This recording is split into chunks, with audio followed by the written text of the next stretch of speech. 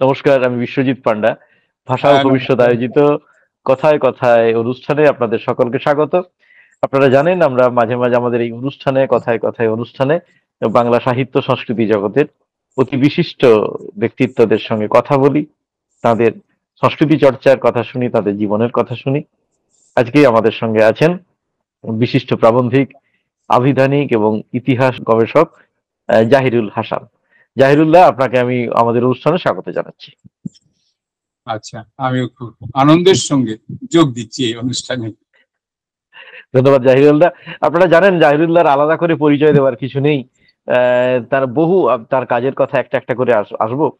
আমি প্রথমে জাহিরুল্লাহ আপনার কাছে জানতে চাইবো যে আপনি তো পেশার দিক থেকে এবং আপনার যে একাডেমিক পড়াশুনো, সেক্ষেত্রে দেখা যাচ্ছে যে আপনি অর্থনীতির ছাত্র, আপনি ইনকাম ট্যাক্সের চাকরি করতেন। তো সেখান আমি থেকে আপনি যে ধরনের কাজ করেন, হ্যাঁ বলুন। আমি বাণিজ্যের ছাত্র, কমার্স, হ্যাঁ, বাণিজ্যের আচ্ছা অর্থনীতি। আচ্ছা। বাণিজ্যের ছাত্র, সেখান থেকে আপনার যে মূল চর্চার জায়গা, বিশেষ করে ইতিহাস চর্চা, তো এই জায়গায় উৎসাহ কোন প্রেক্ষাপটে, কোন সময় থেকে? আসলে লেখালেখি তো শুরু অনেক আগেই, 60-এর দশক থেকে। আমার প্রথম লেখা বেরিয়েছিল যখন আমার 16 বছর বয়স। তখন আমি খেলার লেখা লিখতাম, সব তো ওই বয়সে খেলার দিকেই ঝোঁক ছিল। তো খেলার লেখা লিখতাম।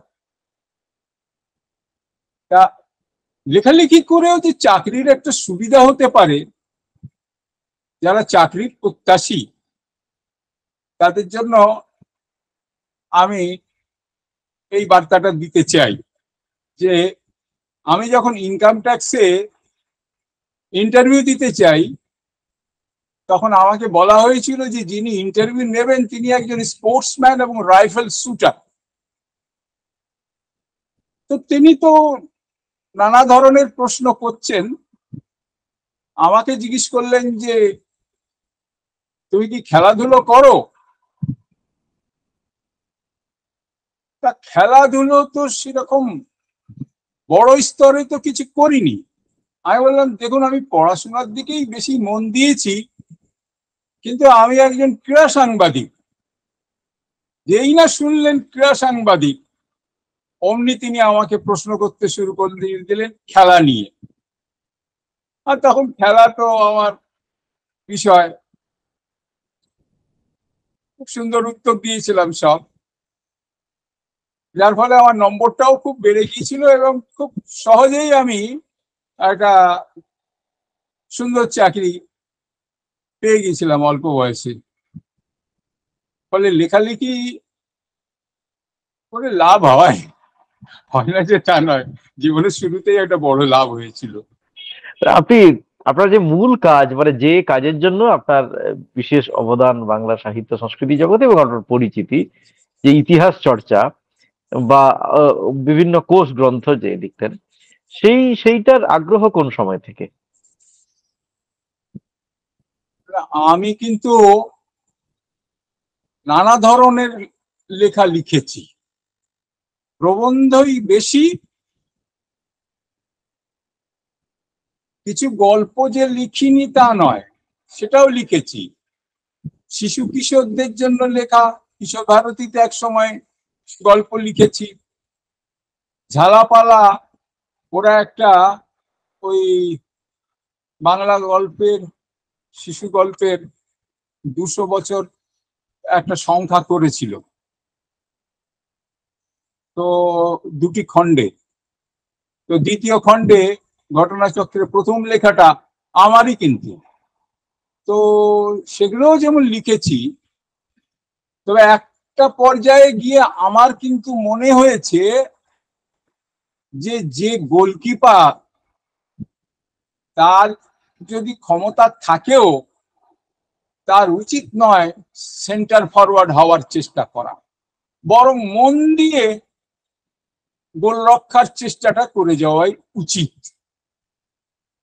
আর আমাদের প্রাবন্ধিকদের কাজ কিন্তু বিনোদন নয়, আমি ঠিক ওই পর্যায়ের অত উচ্চ স্তরের প্রাবন্ধিক বলে নিজেকে দাবি করব না, কিন্তু যারা বরেণ্য প্রাবন্ধিক তারা তো বলতেন যে প্রাবন্ধিকের কাজ হচ্ছে সমাজ গঠন। তো সেটা একটা খুব বড় লক্ষ্য, সেই দিকে তাকিয়ে আমি লেখালেখি করে গেছি। আমার কিন্তু একটা জিনিস মনে হয়েছে যে সমাজে যে একটা কৃত্রিম বিভেদ রয়েছে, পূর্ব ইতিহাসের মধ্যে আমি সেই বিভেদটা পাচ্ছি না। ঔপনিবেশিক আমলে একটা দূরত্ব তৈরি হয়েছিল, আমি একে একটা কৃত্রিম দূরত্ব বলবো। তা আমি চেষ্টা করেছি সেই সব মানুষদের লেখাপড়ার, সেই সব মানুষদের কথা বলার, যারা এই দূরত্বটা মুছে দিতে চেয়েছিলেন, এবং যে ধর্মেরই হন না কেন বাঙালির একটা অভিন্ন সংস্কৃতি আছে। এইটাই আমার লেখার মধ্য দিয়ে আমি প্রতিষ্ঠা করতে চেয়েছি। আমার তো 5টা জীবনী গ্রন্থ আছে, এবং ঐতিহাসিকরা এবং জীবনীকাররাও দাবি করেন যে জীবনীও এক ধরনের ইতিহাসই। একটা মানুষের জীবনের কথা বলছি মানে তার ইতিহাস আমি বর্ণনা করছি। আমার 5টা জীবনী গ্রন্থ আছে, এবং আমি সেই সমস্ত মানুষদের খুব চিন্তা করে আমি বেঁচেছি তাদেরকে। কাজী আব্দুল ওদুদ, জসিম উদ্দিন,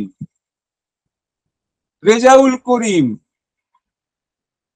বেগম রোকেয়া, সৈয়দ মুস্তফা সিরাজ, এদের কিন্তু পরিচয় আপনারা দেখবেন যে এই যে আমি অভিন্ন সংস্কৃতির কথা বলছি, এরা কিন্তু তারই ধারক।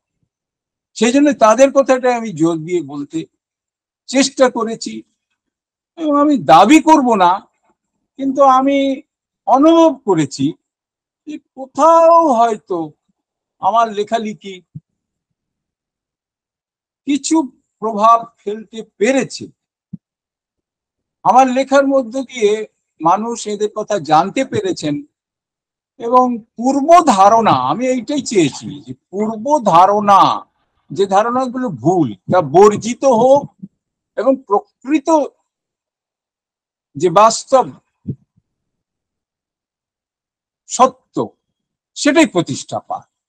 সেই ব্যাপারে হয়তো কিছুটা হয়তো আমি সফল এই জীবনীগুলি রচনার ক্ষেত্রে, আমি মনে করি। আর তারই পাশাপাশি যেটা আপনি বলতে চাইছেন, ইতিহাস। আচ্ছা, আমি এবারে একটা পাল্টা জিজ্ঞেস করি, আপনি কি আমার কোনো ইতিহাস বই পড়েছেন? হ্যাঁ, আমি আপনার আপনার বহু বই তো পড়েছি, এবং ঘটনাচক্রে আমার হাতের সামনে যে বইটা আমি সবচেয়ে বেশিবার পড়ি, ঘটনাচক্রে আমার হাতের সামনেই আছে। আমি এটাগুলো সব নিয়েই বসেছি। আপনার অধিকাংশ বই আপনার আমার পড়া। যাই হোক, শুধু অবদান আচ্ছা, রাখা নয়, আপনি কি বলবো, বিশিষ্ট অবদান রেখেছেন বলে আমরা বারবার করে চেয়েছিলাম আপনার সঙ্গে আজ কথা বলতে। দর্শক বন্ধুরা আচ্ছা। যারা আমাদের এই অনুষ্ঠান শুনছেন তাদের জন্য বলি, জাহিদুল্লাহর যে বিভিন্ন রকম লেখালেখি, বিভিন্ন গ্রন্থমালা, তার মধ্যে জীবনী গ্রন্থের কথা তিনি বললেন, 5টি গ্রন্থ লিখেছেন। আমি এই 5টি গ্রন্থের নাম আরেকবার বলে দিচ্ছি। কাজী আব্দুল ওদুদ, জসিম উদ্দিন, রেজাউল করিম, রোকেয়া, যদিও বইটির নাম মুসলিম নারী রোকেয়া এবং তার আগে ও পরে, সৈয়দ মুস্তাফা সিরাজ ও বাঙালি সমাজ, এবং খাস মান্টো, কেই অসভ্য লোক, খাস মান্টো, এইভাবে বইটির নাম। তো এই জীবনী গ্রন্থগুলোর কথা তিনি আনলেন, আমরা পরবর্তীকালে আবারও আসবো। আমি তার আগে একটু জাহিরুল্লাহ, আপনার জীবনের কথা একটু সংক্ষেপে জেনে নিতে চাই। আপনার ছোটবেলা কোথায় কেটেছে, এবং বাড়িতে এই সাহিত্য সংস্কৃতির চর্চা, বিদ্যায়তনিক চর্চার বাইরে লেখাপড়ার বিশেষ কোনো পরিবেশ ছিল কিনা?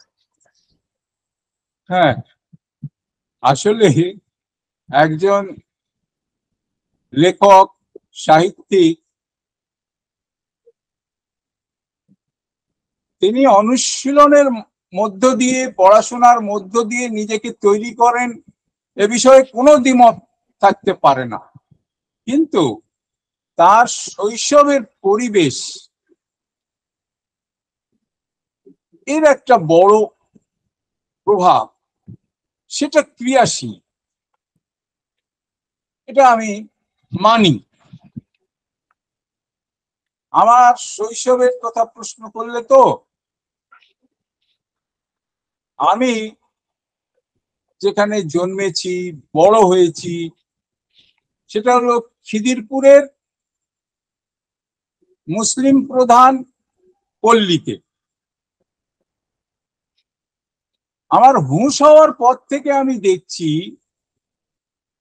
যে আমাদের বাড়িটা একটা খুব পুরনো একতলা বাড়ি, যার কার্নিশে সাপের ফনা, মানে বোঝাই যাচ্ছে আগে কোনো হিন্দু মালিক ছিলেন। বাড়ির সামনে অনেকটা খোলা জায়গা, সামনে পুকুর, তার এক পাশে মাজার ও মসজিদ। আর আমাদের বাড়ির দুপাশে শুধু পাঁচিলের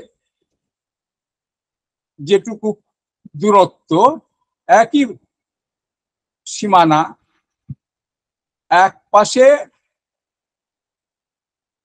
ঢাকা থেকে আসা একটি হিন্দু পরিবার, অন্য পাশে পূর্ববঙ্গ থেকেই আসা আরেকটি হিন্দু পরিবার।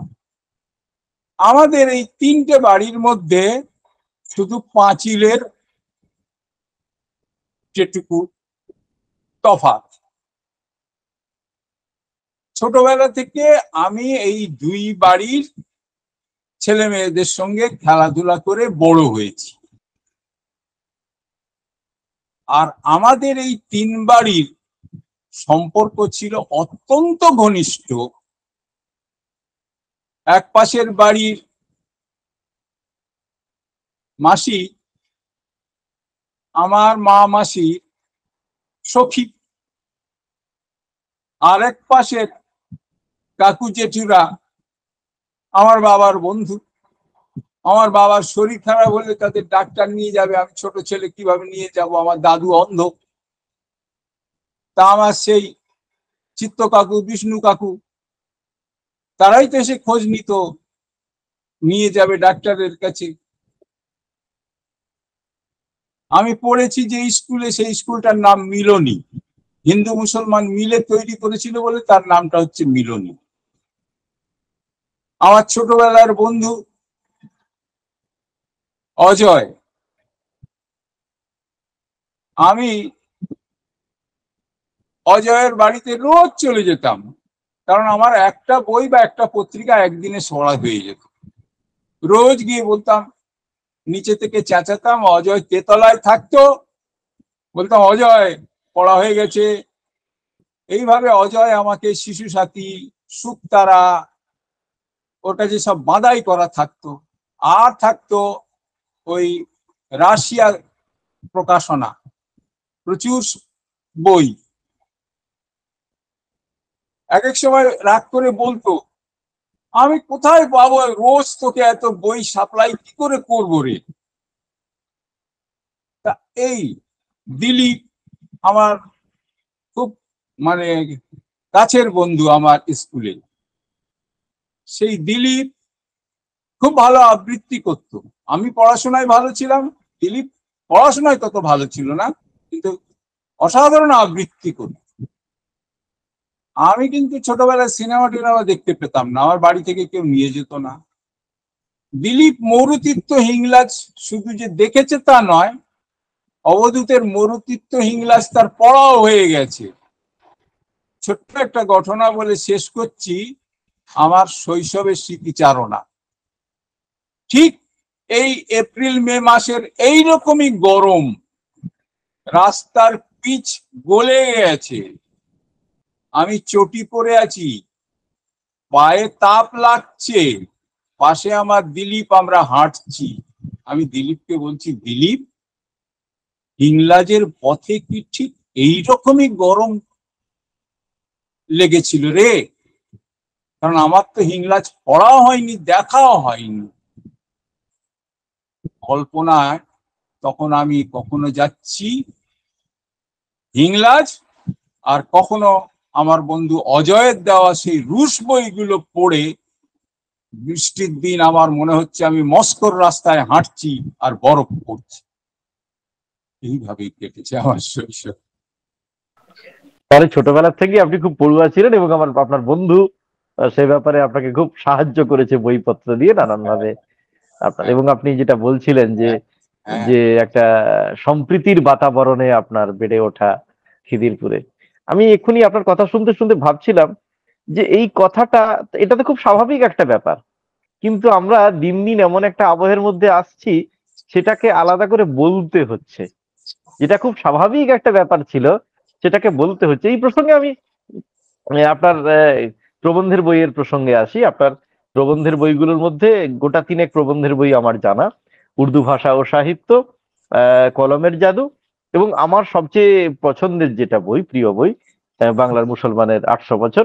সাধারণভাবে একটা বই একবারের বেশি তো পড়া হয় না, দরকার না হলে, কিন্তু এই বইটা এবং আপনার আরেকটা বই, সেটাও আমি আসবো, যে বইটা বারবার পড়তে হয় আর কি, নানান কারণে পড়তে হয়।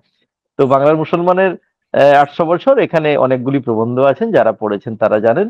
তো সেখানে আপনি বলেছেন, শুরুতে প্রস্তাবনা অংশে আপনি দেখাচ্ছেন যে যে রেনেসা 19 শতকে যে রেনেসাঁ হয়েছিল, মূলত হিন্দুদের কেন্দ্র করে, হিন্দুদের মধ্যে।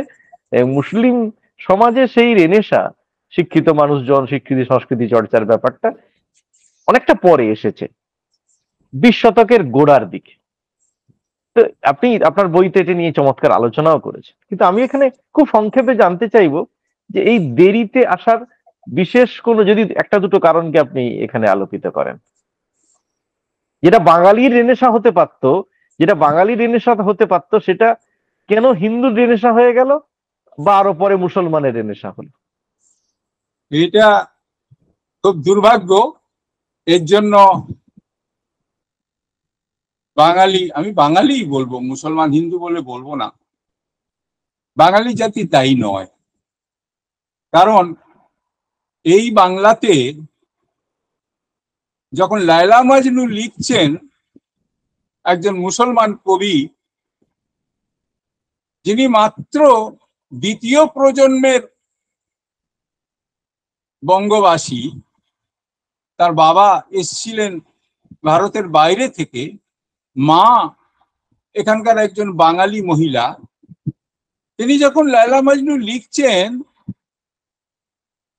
তখন তিনি কিন্তু কোনো মুসলমানি ভাষা, কৃত্রিম মুসলমানি ভাষা, আরবি শব্দ আনার, ফার্সি শব্দ আনার চেষ্টা করছেন না।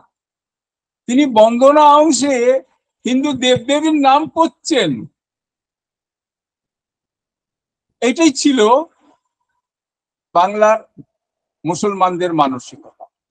তারা দূরত্ব নিয়ে বাস করেনি, তারা এক হতে চেয়েছিল। কিন্তু দুর্ভাগ্যের বিষয়, ঔপনিবেশিকরা আসার পর যখন এই দুই সম্প্রদায়কে দুই চোখে দেখতে শুরু করলো এবং পরস্পরকে লড়িয়ে দিতে চাইলো, তখন স্বাভাবিকভাবেই মনোকষ্টে মুসলমানরা নিজেদেরকে আলাদা ভাবতে শুরু করলো এবং প্রতিবাদে ইংরেজি ও শিক্ষা দীক্ষা থেকে, সাধারণ শিক্ষা দীক্ষা থেকে, বাংলা শিক্ষা থেকেও তারা দূরে চলে গেল।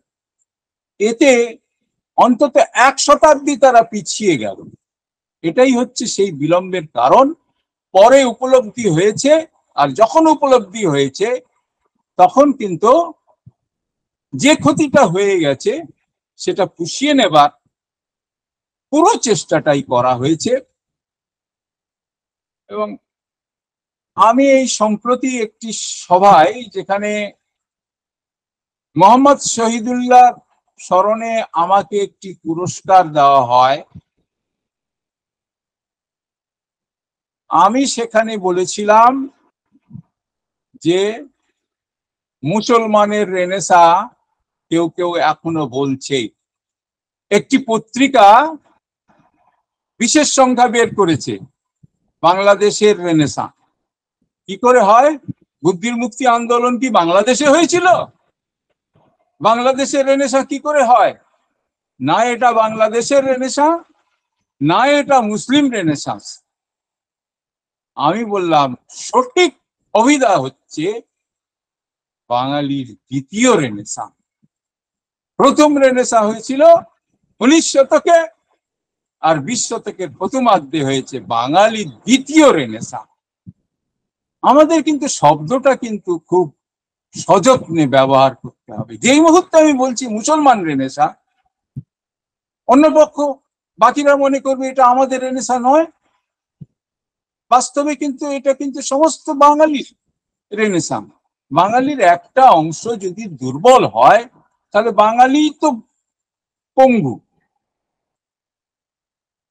সুতরাং আমাদের এখন এইভাবে ভাবতে হবে, এবং আমি তো সেইভাবে মানে ক্রমশ আর কি, মানে প্রথম দিকে হয়তো আমিও বলিনি এই কথাগুলো, এখন উপলব্ধি হচ্ছে, আরো জোরের সঙ্গে বলছি এই কথাগুলো, এবং চাইছি এর প্রচার হোক। বাঙালির দ্বিতীয় রেনেসা, মুসলমান রেনেসা নয়, বাঙালির দ্বিতীয় রেনেসা। বাঙালিরই একটা একটা অংশ, মানে যদি আমি এখানে মুসলিম হিসেবে দেগে দিই, আমাদের প্রশ্নটা করতে, আলোচনাটা করতে সুবিধে হবে আমরা যে আলোচনার যে জায়গাটায় আছি, যে এটা ঠিক যে সেক্ষেত্রে মুসলিম সম্প্রদায়ের মধ্যে অনেক দেরিতে উচ্চশিক্ষিত লোকজনের সংখ্যা অনেক দেরিতে হয়েছে। সেক্ষেত্রেও কি আপনি ওই মানে উপনিবেশিকতা, ইংরেজ, বা আমি তাদের দায়ী করবেন? বা আমি যদি আরো সরাসরি প্রশ্নটা করি, যে এটা কলকাতার মতো একটা চমৎকার জায়গা, একটা ইম্পর্টেন্ট প্রায় সাহিত্য সংস্কৃতি লেখাপড়ার পীঠস্থান, সেখানে হিন্দু কলেজ তৈরি হলো যেখানে মুসলিম ছেলেদের পড়বার সুযোগ নেই, তাকে আপনি দায়ী করবেন? মানে দেরিতে, অনেক দেরিতে উচ্চশিক্ষিত সম্প্রদায়ের আমাদের, আমি এই বাংলার প্রেক্ষাপটে বলতে চাইছি। আসলে মুসলমান তরুণদের মধ্যে একটা আত্মবিশ্বাসের অভাব আছে, আর একটা হীনম্মন্যতা আছে, যে বৃহত্তর সমাজে আমি গৃহীত হচ্ছি না, হব না। ফলে তারা ক্রমশ দূরে সরে যায়, এবং দূরে সরে গিয়ে কি করে, একটা ছেলে সে যখন লেখালেখি করতে চায়, সে মনে করে আমি এই লেখাটা যদি কোনো মুসলমান সম্পাদকের পত্রিকায় পাঠাই তাহলে এটা নিশ্চিত ছাপা হবে, বা এটা ছাপার সম্ভাবনা প্রবল। কিন্তু আমি যদি কোনো হিন্দু সম্পাদকের কাগজে পাঠাই তাহলে সেখানে এটা প্রত্যাখ্যাত হবে। আমার খালি মনে পড়ে যায় মানিক বন্দ্যোপাধ্যায়ের ওই কথাটা। মানিক বন্দ্যোপাধ্যায়কে যে বন্ধুরা বলেছিল যে এই সম্পাদকরা সব নিজেদের চেনাশোনা ভাই বন্ধুদের লেখাই ছাপে, তখন উনি বলেছিলেন, তখন তো তিনি লিখতেন না, অল্প বয়স, তিনি বলেন সম্পাদকরা কি পাগল যে বেছে বেছে খারাপ লেখা ছাপবে, আর ভালো লেখা পেয়ে ওটা ভাই বন্ধুর লেখা নয় বলে ফেলে দেবে? তো বলে তাহলে তুই দেখা লেখা ছাপিয়ে ওই অতসীম আমি ছাপা হলো। তাহলে একটা মুসলমান যদি ভালো লেখে, হিন্দু সম্পাদক কি পাগল যে সেটা ছুঁড়ে ফেলে দেবে? তার মানে হচ্ছে তুমি মুসলমান হও আর হিন্দু হও, তোমার লেখাটা যেন মুসলমান হিন্দু না হয়, সেটা যেন প্রকৃতই একটি ভালো লেখা হয়, তাই না? আমার প্রথম লেখা 16 বছর বয়সে গৌর ভট্টাচার্য, তিনি ওই হাওড়া জেলায় থাকতেন, খেলার পত্রিকা করতেন, খেলার মাঠ। সেই সময় ময়দানে গড়ের মাঠ আর খেলার মাঠ, এই দুটো ট্যাবলয়েড কাগজ খুব বিক্রি হতো। তা গৌরবাবু আমার বাবার বন্ধু ছিলেন, আমার বাড়িতে এসে বললেন যে তুই লিখিস, একটা লেখা দিত। তো 16 বছর বয়সে আমি যে লেখাটা, আমার খুব আগ্রহ ছিল বুল ফাইটিং। বুল ফাইটিং, মানুষ ষাঁড়ের সঙ্গে লড়াই করছে, এটা আমার কাছে খুব একটা এক্সাইটিং মনে হতো। তো তখন আমি ওই স্পেনের বুল ফাইট নিয়ে একটা লেখা ওনাকে দিলাম, উনি আবার সেটা বড় লেখা বলে কয়েক কিস্তিতে ছাপলেন। তা বলুন তো, এত সৌভাগ্য কোন উঠতি লেখকের হয় যে সম্পাদক বাড়ি থেকে এসে লেখা নিয়ে যায়? তা আমার জীবন তো এইভাবেই শুরু হয়েছে। আপনার কথা আজকে যারা শুনছেন বা পরবর্তীকালে যারা শুনবেন, তাদের যথেষ্ট অনুপ্রেরণা হিসেবে কাজ করবে। আমি এখানে আরেকটা কথা বলি, আপনি এক্ষুনি বলছিলেন যে মুসলমান তরুণদের মধ্যে হীনমন্যতায় ভোগে, তাদের মধ্যে একটা আত্ম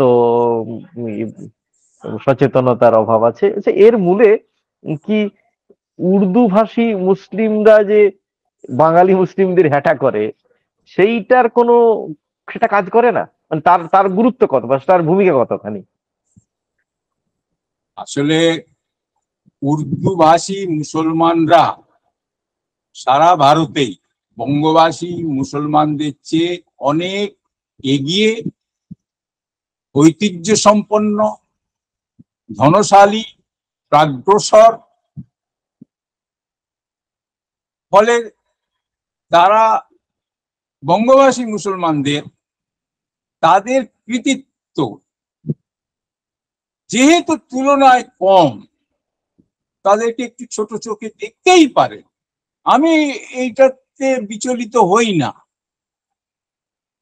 এর পেছনে কারণ আছে, ঐতিহাসিক কারণ আছে। উর্দু ভাষী মুসলমানরা হচ্ছে নগরবাসী, আর বাঙালি মুসলমানরা হচ্ছে গ্রামবাসী। গ্রামের মুসলমানরাই বেশিরভাগ, তারা ধর্মান্তরিত হয়েছিলেন। এবং সেই কথা আপনি যে বই আমার দেখালেন, বাংলায় মুসলমানের 800 বছর, সেখানে আমি বলার চেষ্টা করেছি যে কিভাবে বাংলার অধিকাংশ মানুষ মুসলমান হয়ে গেল। সেটা কেউ প্রচার করেনি, কোন সুফি এসে মন্ত্র দেয়নি কানে। যাদেরকে সুফি বলা হতো তারা আসলে ছিল কৃষি উদ্যোগী, তারা মুসলমান, এবং সেই জন্যই বাদশাহ তাদেরকে নিষ্কর জমি দান করত, দিয়ে বলতো আবাদ করো। এবং আবাদ করতে হলে শ্রমিক চাই। পশ্চিমবঙ্গ তখন নদীর গতিমুখ ঘুরে যাওয়ার কারণে তখন এখানে মশা, রোগ, জঞ্জাল, কৃষি এখানে কমছে। আর পূর্ববঙ্গে কৃষির সম্ভাবনা তখন অত্যন্ত উজ্জ্বল। এখান থেকে অনেক কৃষি শ্রমিক তখন গিয়েছিল, আর ওখানে স্থানীয় যারা ছিল তারা ওই মুসলমান কৃষি উদ্যোগীদের অধীনে চাষ করেছে। এবং প্রজন্ম পরম্পরায় ধীরে ধীরে, এক প্রজন্মে হয়নি সেটা আমি বলেছি, ধীরে ধীরে 3-4 প্রজন্ম লেগেছে, তারা মুসলমান হয়ে গেছে, কিন্তু নমাজ পড়াটা শেখেনি। এবং কোনো ধর্মতান্ত্রিক তাদের ছিল না। তারা হিন্দু জমিদারে, তাদের সারা বছর তারা তাকিয়ে থাকতো কবে পুজো আসবে। হিন্দু জমিদারের বাড়িতে ওই 4 দিন গিয়ে এক পাশে একটু বসবো, যদি একটু পাত পেড়ে কিছু খেতে দেয়, বা যদি যাত্রা গান হয় একটু শুনবো, আনন্দ করব। তাদের কাছে পুজোটাই ছিল আনন্দের। কিন্তু তারপরে স্বভাবতই ওই যে আন্দোলনগুলো হলো, মানে ধর্মের কিছু আন্দোলন হলো, এবং স্বাভাবিকভাবে এটা তখন ভাবা হলো যে মুসলমানরা তো আধা হিন্দু হয়ে রয়েছে, তারা তো ভালো করে নমাজ, বা গ্রামের মুসলমানরা ভালো করে নমাজ পড়তেই পর্যন্ত শেখেনি। তখন ধীরে ধীরে মোল্লা মৌলভীরা এসে তাদের বোঝাতে লাগলেন, এবং তারা ধীরে ধীরে খাঁটি মুসলমান হয়ে উঠলেন। এবং এর মধ্যে দূরত্বটা আস্তে আস্তে তৈরি হলো। সেটা ভালো কি মন্দ আমি বলতে পারবো না, কিন্তু আমি সবসময় চাই সবাই কাছে আসুক পরস্পরের এবং সবারই উন্নতি হোক, এটা আমি চাই। জাহিরুল্লাহ, আমি এই এই পর্বে আপনার অন্য একটি লেখার প্রসঙ্গ একটু নিয়ে আসি। আপনি পুবের কলমে একটা ধারাবাহিক রচনা লিখেছিলেন, 52টি পর্বে শেষ হলো, তার বেশ কয়েকটা পর্ব আমি পড়তে পেরেছিলাম। পড়ে পাওয়া, পড়ে পাওয়া 16 আনা। তো সেখানে আপনি একটা জায়গায় বলছেন যে আহ, আদি আধুনিক যুগের শুরু হয়েছিল মুঘল ভারতে। এরকমটা এটা নিয়ে একটা পর্ব আপনি লিখেছিলেন, আমি এটা পড়েছিলাম। তো আপনি এই ব্যাপারটা কোন দৃষ্টিভঙ্গি থেকে বলছেন, আর আদি আধুনিক যুগ বলতে আপনি কি বোঝাচ্ছেন? হ্যাঁ, আমি বলছি, আমার এই কথাটা বিতর্ক সৃষ্টি করেছে। যারা প্রাতিষ্ঠানিক ইতিহাসবিদ তারা অত্যন্ত ক্ষিপ্ত হয়েছেন আমার আমার কিন্তু আমি ধীরে ধীরে উপলব্ধি করেছি যে আমরা ভারতীয়রা, বিশেষ করে বাঙালিরা, প্রবলভাবে ইউরোকেন্দ্রিক জ্ঞানের অনুসারী হয়ে গেছি। আমাদের কাছে ইনলাইটেনমেন্ট, রেনেসাঁস, এগুলো হচ্ছে বড় জিনিস। আমরা আধুনিকতাকে মাপি ইউরোপের মাপকাঠি দিয়ে। রেনেসাঁসের সময় থেকে আমরা ধরছি আধুনিকতা। যে ইউরোপ গ্রিক জ্ঞান বিজ্ঞানকে হারিয়ে, অবহেলায় হারিয়ে বন্য জাতিতে পরিণত হয়েছিল এবং অ্যারিস্টটলের জ্ঞান তাদেরকে গ্রহণ করতে হয়েছে আরবির মধ্য দিয়ে, আরবি থেকে লাতিনে অনুবাদ করে ভাবা যায় প্যারিস বিশ্ববিদ্যালয়ে অ্যারিস্টটল পড়া নিষিদ্ধ ছিল। ইবনে রুশদ কে তারা মনে করছে, তারা নিজেরাই বলছে রেনেসাঁসের অনুঘটক। আমরা এত হীনমন্য প্রাচ্য। আমি তো মনে করি ভারত শুধু হিন্দু মুসলমান বড়ই ছোট হয়ে যাচ্ছে, বড় সংকীর্ণ হয়ে যাচ্ছে এই বৃত্তটা। আমি তো মনে করছি এশিয়া, আফ্রিকা, এইটাকে নিয়ে আমি ভাবি। আমি ভাবি যে যাকে একসময় তৃতীয় বিশ্ব বলা হতো, যাকে বলা হতো অনুন্নত বিশ্ব, যাকে বিশ্বগুরু আজকে আমাদের প্রধানমন্ত্রী বলছেন, বাস্তবিক আমরা একটা সময় বিশ্বগুরু ছিলাম। তো ইউরোপ তো আমাদের কাছ থেকে শিখেছে, আমাদের এই এশিয়ার কাছ থেকে, আরব থেকে, ভারত থেকে। ভুলে যাচ্ছি কি করে? সেই জন্য আমার মনে হয়েছে আধুনিকতা আমি কখনোই মাপবো না ইউরোপের মাপকাঠি। আমি দেখব আমার দেশে আধুনিকতা কখন এসেছে। আমি ইউরোপে কবে আধুনিকতা এসছে আমার জানার কি দরকার? আমি দেখব ভারতে আধুনিকতা কখন এসেছে। সেই জন্য এটা যে আমি প্রথম বলেছি তা নয়। আমি ঘাঁটতে ঘাঁটতে দেখি যে এখন যতগুলো টিউটোরিয়াল আছে তারা সকলে পড়াচ্ছে ছাত্রদের যে মোগল আমল থেকে আদি আধুনিকতা শুরু হয়েছে। তারপরে আমি সেই মার্কিন অধ্যাপক মারা গেছেন, দক্ষিণ এশিয়ার ইতিহাস পড়াতেন, রিচার্ড কোলসাম। তার একটা প্রবন্ধ আমি পড়লাম, প্রথম দিকেই একেবারে বলেছেন যে আধুনিকতার শুরু মোগল আমল। তারপরে আমি বলছি যে আরে মোগল আমলে কেন হবে? বাংলাতে শুরু হয়ে গেছে আধুনিকতা সুলতানি আমলে, যেখানে হিন্দু মুসলমানের কোনো ভেদ নেই। সুলতান তখন হিন্দু শাস্ত্র অনুবাদ করাচ্ছে। হিন্দু কবিরা গিয়ে সুলতানের কাছে গিয়ে তারা বিনা দ্বিধায় তারা তাদের কাব্য শাস্ত্র তার নির্দেশে লিখছেন, নিবেদন করছেন, সম্পূর্ণ দূরত্ব তারা মুছিয়ে ফেলেছে। আচ্ছা, এই মানসিকতাটা কি কি আধুনিক বলা যায় না? আধুনিক মানসিকতা কি এর চেয়েও বড় কিছু নাকি? মনে হয় যাদেরকে আধুনিক মানসিকতা বলা হয় যে ইউরোপবাসীদের, তারা তো এখনো বৈষম্যপন্থী। তাহলে মোগল আমলের এই সুলতান, লেট সুলতান পিরিয়ডের বাংলার সুলতানদের আমলের সময়টাকে কেন আমি বলবো না একটা আধুনিক সময় এবং উদার আধুনিক সময়? এটা আমি বলেছি, এখনো বলবো। আমি ইতিহাসকে পুনর্মূল্যায়ন করতে চাইছি। দেখুন, রাজনীতির দিক থেকে অনেক কথা বলা যায় যে ভারতীয়দের আত্মবিশ্বাস বাড়ানো উচিত, অমুক তমুক। সেটা কখনো বাড়বে না যতক্ষণ না একাডেমিক্যালি আত্মবিশ্বাসটা বাড়ে। আমি জোর করছি ওই জায়গাটা, একাডেমিক্যালি আমাদের আত্মবিশ্বাসটা বাড়ানো দরকার, যতক্ষণ না আমরা এটা ভাববো। আর না হলে সেই তো তাকিয়ে থাকবো ইউরোপীয় পণ্ডিত কি বলেছে।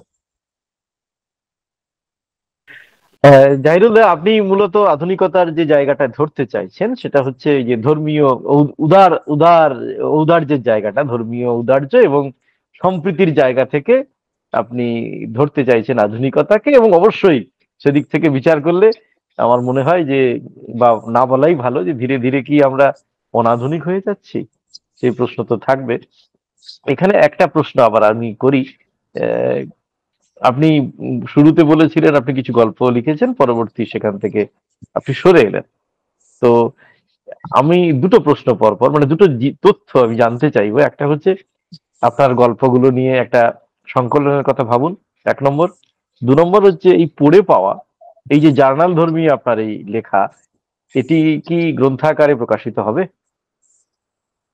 হ্যাঁ, আমি বলছি, মাঝে মাঝে ভাবি বটে যে কিছু তো গল্প লিখেছিলুম, সেগুলোকে ছোট আকারেও হলেও একত্র করা দরকার।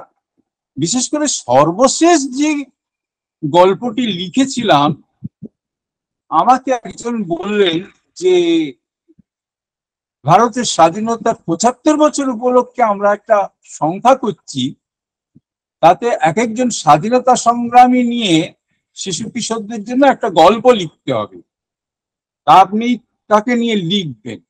তা উনি আবার আমাকে চয়েসও দিলেন, তার মধ্যে একটা ছিল তিতুমির। তা আমি বললাম যে ঠিক আছে, তিতুমিরকে নিয়েই লিখবো। তা তিতুমিরকে নিয়ে গল্প লেখার সময় আমি বুঝতে পারলাম যে ঐতিহাসিক আখ্যান, সত্যিকার মানে গবেষণালব্ধ গল্প লেখা যে কি কঠিন, এই কয়েক পাতা লিখতে গিয়ে আমি বুঝলাম। কারণ আমি শুরু করেছি, তিতুমির একজন পালোয়ান ছিল। তা আমি দেখেছি কিছুদিন আগেও আমাদের এখানে গড়ের মাঠে ওই কুস্তি হতো, প্রচুর লোক ভিড় করে দেখতো। আমার ধারণা তিতুমির সময়েও ওই রকম হতো। যদি নাও হয়, আমি মানে তিতুমির অবশ্য ওইখানেই কুস্তি লড়েছেন, এটা ঐতিহাসিক সত্য, এবং তিনি সেখানে জিতেছেন। তো আমি এই গড়ের মাঠে কুস্তি হচ্ছে, এবারে সেখানে অনেকেই উপস্থিত, সাহেবরা আছে, বাঙালি জমিদার আছেন, পালকি বাহক আছেন, তিতুমির আছে, আর কুস্তি দেখতে এসছে আশপাশের মানুষেরা। দৃশ্যটা কি হবে? ওই সময় কি ছিল না আর কি ছিল আমাকে জানতে হবে। ওই সময় এখন যেটা রাজভবন, সেই বড়লাটের বাড়িটা, ওখানে দেখা যেত, সেরকম দেখা যেত। লাল দিঘিতে, যেটাকে বিবাদী বাগ বলছে, দিঘির পাশে কি কি গাছ ছিল, জামা কাপড় ছিল, কি ভাষায় কথা বলছে। সেখানে দু তিনটে বাচ্চা ছেলেও এসেছে, বাচ্চা ছেলেদের ফুটবল ম্যাচ হচ্ছে। সেখানে সেন্ট টমাস স্কুল তখন হয়ে গেছে। সেন্ট টমাস স্কুলের ইংরেজ সন্তানেদের নিয়ে ইংরেজ শিক্ষক এসেছে। কতগুলো এখানকার দেশীয় ছেলেরা দাঁড়িয়েছিল, তাদেরকে বলল খেলবি। অমনি আমার মনে পড়ে গেল ছোটবেলায় আমাদের পাড়ার পার্কে আমরা খেলতাম, পাশে একটা অ্যাংলো ইন্ডিয়ানদের হোস্টেল ছিল।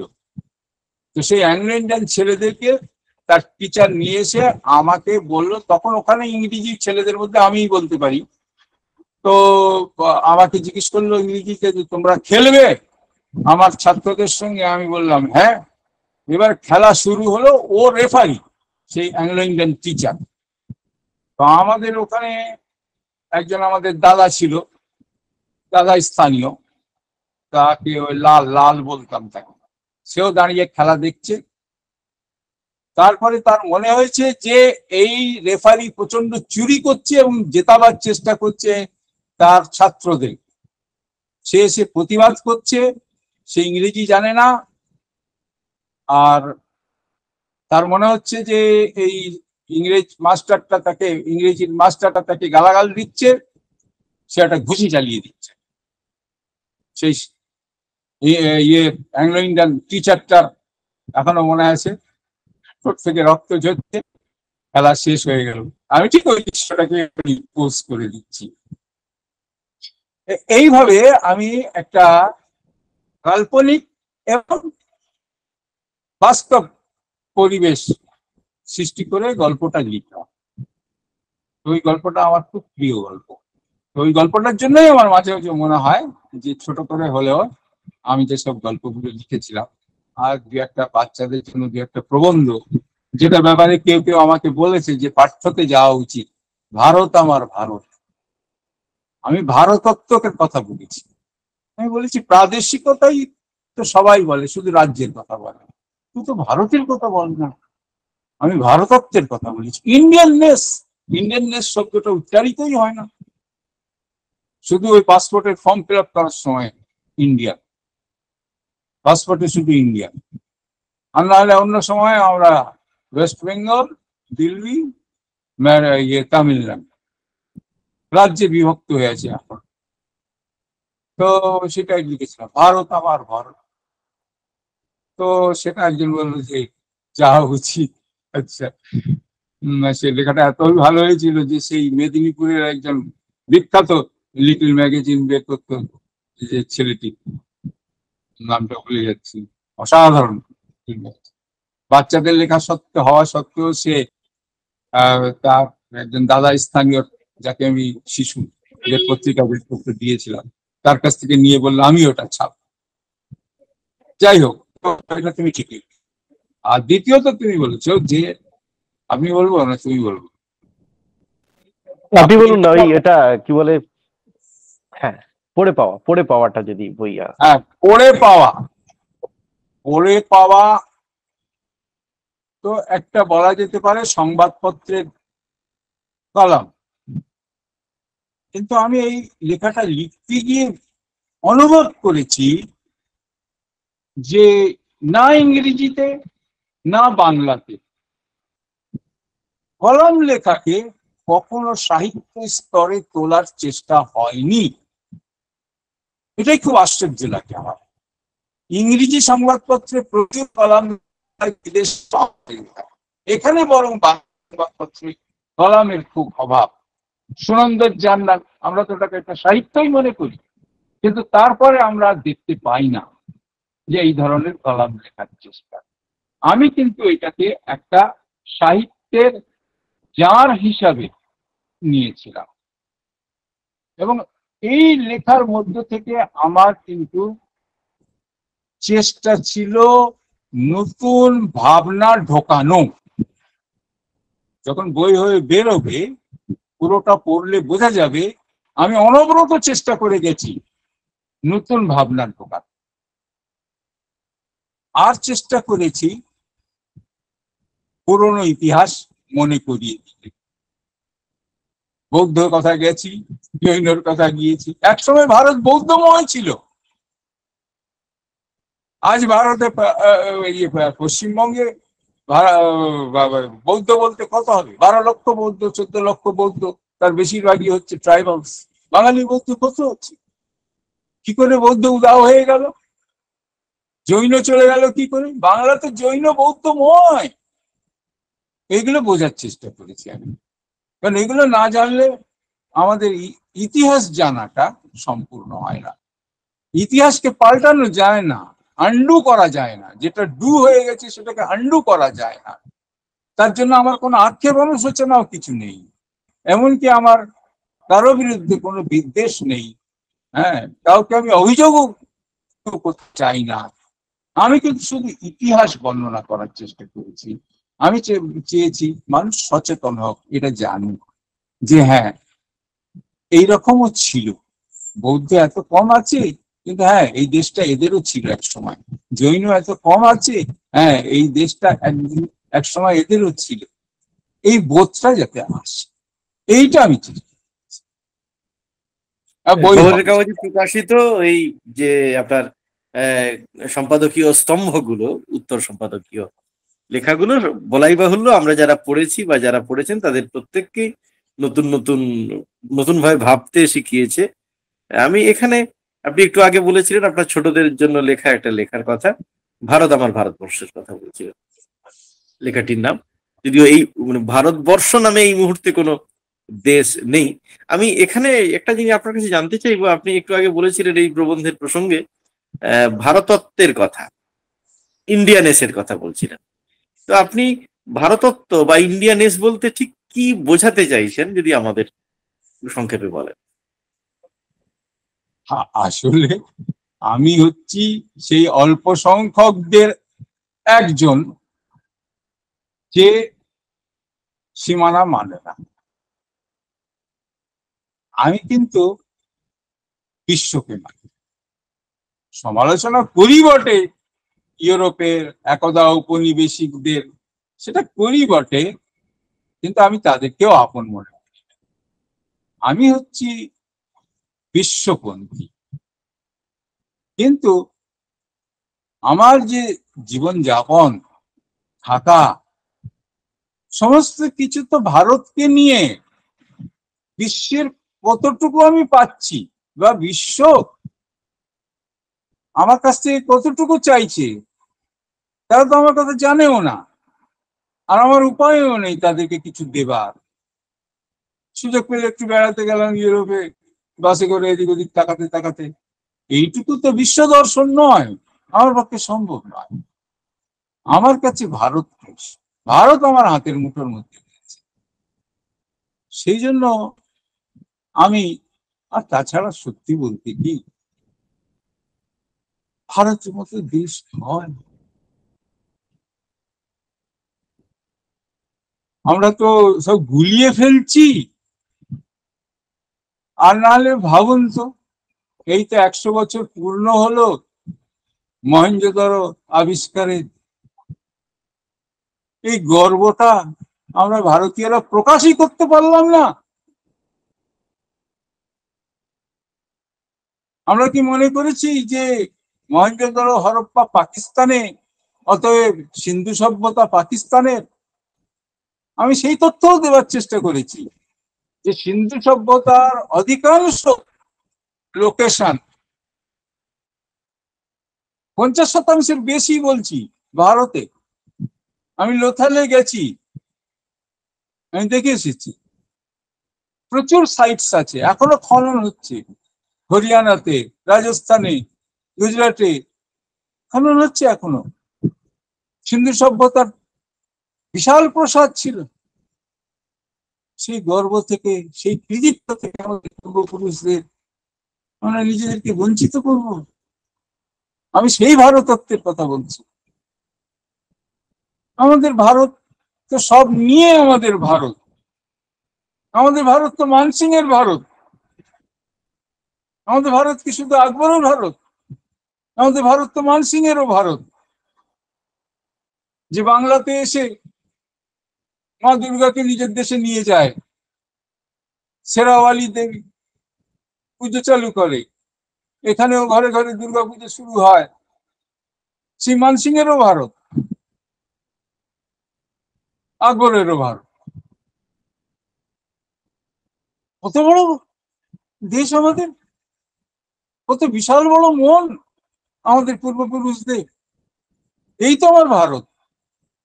ইতিহাসে কেন বারবার ফিরে যেতে চাই, হাত পাতি কেন? এদের যে অর্জন, এরা যা রেখে গেছে আমাদের জন্য, আমরা তো হাত ভরে নিতে পারছি না। এইটা আমার ভারত। আর আমি আজকের ভারত থেকে নিজেকে বঞ্চিত করতে চাই না। আমি কাউকে নয়, আমি সমালোচনা করি না। আমি মনে করি যারাই কোনো কাজ করার চেষ্টা করছে, ভুল হয়তো করছে, কেউ কেউ হয়তো ইচ্ছে করে ভুল করছে, করতেই পারে, কিন্তু আমি মনে করি কিছু ভালো কাজ করছি। এবং এটা তো ঘটনা যে আমরা তো আগের চেয়ে অনেক ভালো আছি। কতটা ভালো আছি বলবো? সত্তরের বলুন বলুন। দশকে, সত্তরের দশকে আমার বাবা সরকারি চাকরি করছে। আমরা তখন প্রচুর খাদ্যাভাব, প্রফুল্ল সেনের সময় যে নিয়ে খুব আন্দোলন হয়েছিল। আমরা যে চাল পাচ্ছি, ওই পিএল 40 নাকি আমেরিকা থেকে আসতো, পচা চাল। সেই চাল থেকে দুর্গন্ধ বেরোতো, তাও আমাদের ওইটাই খেতে হতো। আমি মাকে বলতাম, মা একটু গোলাপ জল দাও না, গন্ধটা যাতে চলে যায়। একটু বড় হয়েছি, চাকরি করছি, ট্রামে করে বাড়ি ফিরছি, জানলা দিয়ে দেখছি একটা লাইন খিদিরপুর মোড়ে। সঙ্গে সঙ্গে নেমে পড়েছি, নেমে জিজ্ঞেস করেছি, ভাই এখানে কিসের লাইন? কেউ বলে ডালডাল লাইন, ওটাই। কেউ বলে বেবি ফুডের লাইন, তখন আমার ছোট মেয়ে হয়েছে। আমি বলি, যা আছে ভাই তাই নিতে হবে, কিছুই পাওয়া যাচ্ছে না তখন। কতদিন আগের কথা, হ্যাঁ, 50 বছর আগের কথা। সেই অবস্থা থেকে তো আমরা উত্তীর্ণ হয়েছি প্রাচুর্যে। আজকে আমাদের কত রকমের গাড়ির মডেল হয়েছে, আমি তাকাই, গর্ব হয় আমার। অন্য কেউ যদি চড়ে এই ধরনের গাড়ি, আমার গর্ব হয়, আমার দেশবাসী চড়ছে। আমি সেই ভারতের কথাও বলবো, যে ভারত উন্নয়নশীল এবং উন্নত হতে চাইছে। আমার বিশ্বাস উন্নত হবে।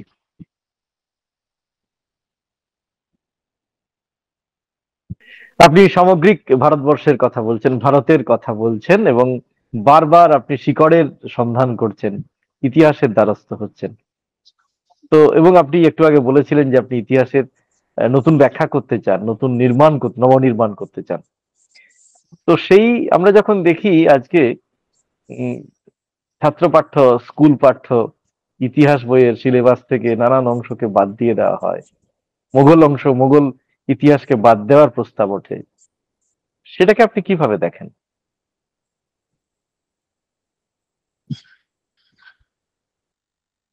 আমি খুব ভয় পাই না, মানে ভয় পাওয়া একজন ইতিহাস চর্চাকারী হিসাবে আমি বলছি, আমি খুব ভয় পাই না।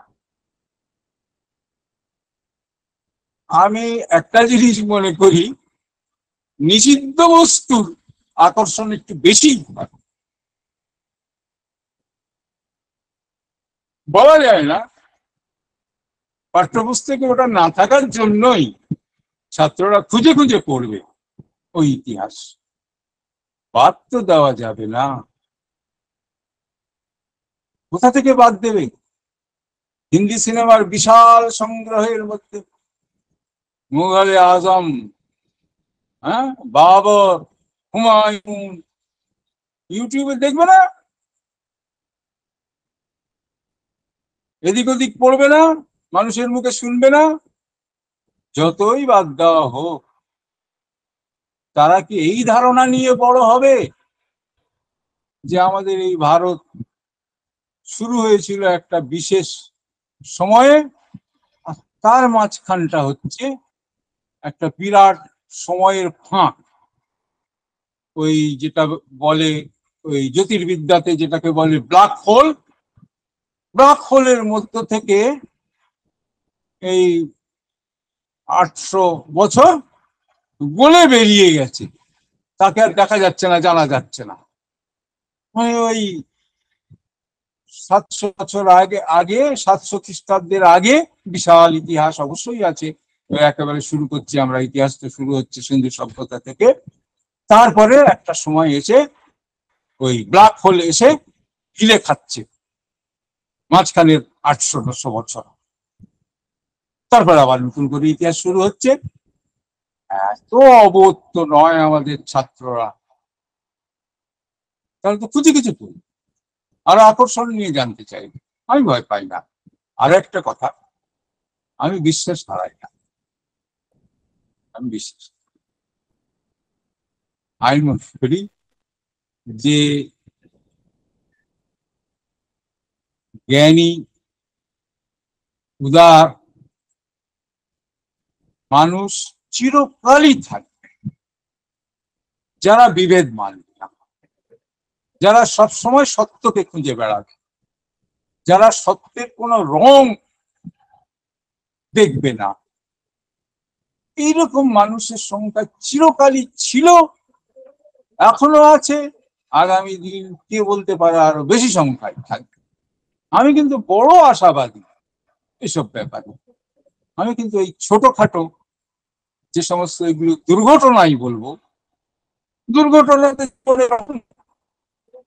আমি বিচলিত হই না। ঐতিহাসিক প্রসঙ্গ যখন দলীয় রাজনীতির মানে প্রোপাগান্ডা হয়ে যায়, ঐতিহাসিক অনুষঙ্গ যখন রাজনীতির বিষয় হয়ে যায়, সেটাকেও নিশ্চয়ই আপনি দুর্ঘটনা হিসেবেই দেখতে চান।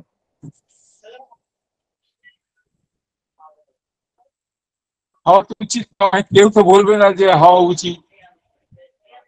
মানে কিসে, মানে শিক্ষা জগতের মধ্যে রাজনীতির প্রবেশ ঘটুক, যে কোনো ধরনের রাজনীতি আমি বলছি। একসময় বাম রাজনীতিও প্রবলভাবে প্রভাবিত করেছিল ছাত্ররা কি পড়বে কি পড়বে না, কিভাবে পড়বে। আমি এখনো মনে করি যে যারা লেফট হিস্টোরিয়ানসরা আছে তারা ডেফিনেটলি তারা অত্যন্ত সেকুলার, ধর্মনিরপেক্ষ, রমিলা থাপারের মতো মানুষ। কিন্তু তবু আমার মনে হয় যেন একটা রাজনৈতিক বাধ্যবাধকতা থাকার কারণে এইসব মানুষদের কি একটা সীমাবদ্ধতা থাকে। এইটুকু বলা যাবে, এটা বাবা বলা যাবে না, আমার ক্ষতি হবে ওই বিশ্বাসের জায়গাটাতে। আমি এত বড় বড় মানুষ যারা আছেন, আমি বলবো না যে তারা করছেন, আমি সত্যি ভুলও পেয়েছি অনেক। আমি ভুল কখনো না, মানে কেন ভুল আমি খুঁজবো কেন, আমি তো ঠিকটাই খুঁজি। সুলতান মাহমুদ নিয়ে রমিলার বইয়ে আমার মাঝে মাঝে কিছু জায়গায় আমার মনে প্রশ্ন জেগেছে। রমিলা থাপার সুলতানকে খুব ভালোভাবে দেখাতে চেয়েছেন, সুলতান মাহমুদকে। তার কারণ খুব বেশি অপপ্রচার আছে, প্রচার এবং অপপ্রচার আছে সুলতান মাহমুদ সম্পর্কে। আমি নিজেও তো সুলতান মাহমুদ সম্পর্কে লিখেছি। সুলতান মাহমুদ সম্পর্কে বাংলায় মুসলমানের ইতিহাসে আমি লিখেছি, কিন্তু আমি অন্য দৃষ্টিতে লিখেছি। আমি এই কথাটা বারবার বলার চেষ্টা করছি যে মুসলমান রাজাদের যে নিজেদের ঐতিহাসিক যারা ছিল তারাও মিথ্যাবাদী। তারা কি মিথ্যা কথা বলতো? তারা বলতো আমাদের বাদশাহ কাফেরদের কে যে শাস্তি দেওয়া উচিত সেটা ঠিক দিচ্ছে, এবং সেটা তারা লিখতো ফার্সিতে, যাতে সেটা গিয়ে খলিফার কাছে পৌঁছায়, আর খলিফা বলে যে হ্যাঁ এ এক সাচ্চা মুসলমান শাসক। ভুলে ভরা। কি ভুলে ভরা? এই শাসকরা যারা প্রথমবার এসেই বলে দিয়েছিল শাসকের কাজ শাসন করা, শাসকের কাজ ধর্ম দেখা নয়। কিন্তু এই ঐতিহাসিকরা আর এই মোল্লারা শাসকদের উপর চাপ দিত যে তুমি এই কাজটা করবে না, এই কাজটা করো, আর ঐতিহাসিকরা ভুল ভাল লিখত। আওরঙ্গজেবও এর শিকার।